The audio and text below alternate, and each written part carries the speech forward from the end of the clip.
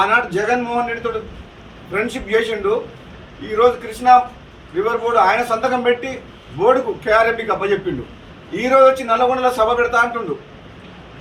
సిగ్గు శరం ఏమన్నా ఉంటే కేసీఆర్ పాలిటిక్స్లోకి రిటైర్డ్ కావాలి.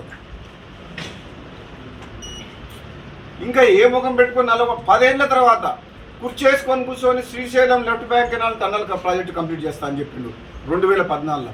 2015-16లో శివనగూడెం రిజర్వాయరు, చెర్లగూడెం రిజర్వాయర్ని, డిండి లిఫ్ట్ ఇరిగేషన్ని, ఈ ఫ్లోరైడ్ ప్రాంతాన్ని సస్యశాలం చేస్తా, ఇక్కడనే కూర్చొని పనిచేస్తా అని చెప్పిండు.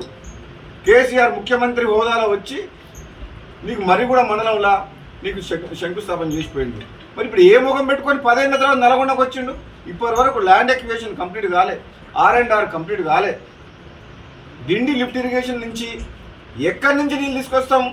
దేవరకొండ మునుగోడు నియోజకవర్గం సంబంధించిన 4 లక్షల ఎకరాలకు కనీసము సోర్స్ ఆఫ్ వాటర్ అంటే హెడ్ వర్క్స్ పాలమూరు రంగారెడ్డి ప్రాజెక్టులో భాగంగా డిండి లిఫ్ట్ ఇరిగేషన్కు ఈ 4 లక్షల ఎకరాలకు ఇవ్వాలంటే మరి నార్లాపూర్ని తీసుకొస్తారా, వట్టెం నుంచి తీసుకొస్తారా?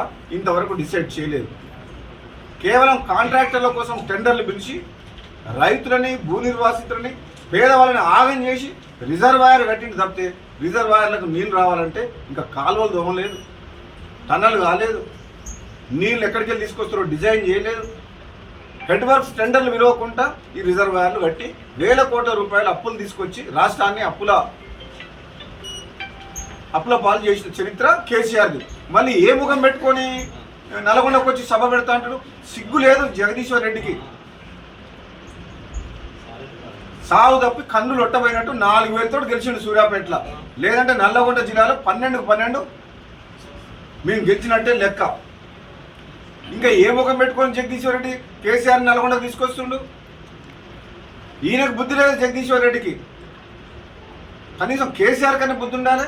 2 నెలలు అయింది ప్రభుత్వం వచ్చి. మీరు ఆగం చేసిన ప్రభుత్వాన్ని, రాష్ట్రాన్ని మేము ఇప్పుడు గాడిలో పెడుతున్నాం కాంగ్రెస్ పార్టీ. ఇప్పటికిప్పుడు మీకు ఏం తొందర వచ్చిందని చెప్పి పోరుబాట. ఎందుకు పోరుబాట? అప్పుల పాలు చేసింది, ఆగం చేసింది సాలగా ఇంకా పోరు చేస్తారంటే ప్రజలు సహించరు.